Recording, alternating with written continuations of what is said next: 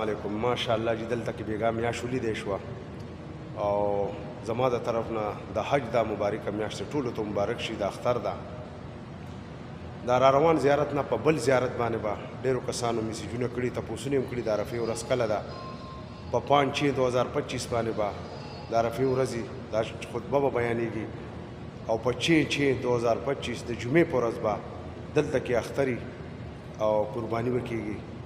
نو زما د طرف نه ټولو ته مبارک شي. الله رب العالمین دې دا حج 2025 د ټول امت مسلمه دپاره د خیر او د عافیت ذریعه وګرځوي. آمین. بس کوشش کوئ په خپل ملک کې د غریبانانو څوک چې قرباني کوي ټولو ته دعا ګویم د دې سعودي عرب ښار مکې حرم شریف نه تاسو به ما ته دعاګانې کوئ. الله مو آباد او خوشحاله ساته. ما په خپلو دعاګانو کې یاد ساتئ. یو ځل بیا ټولو ته د زړه نه مبارک شه.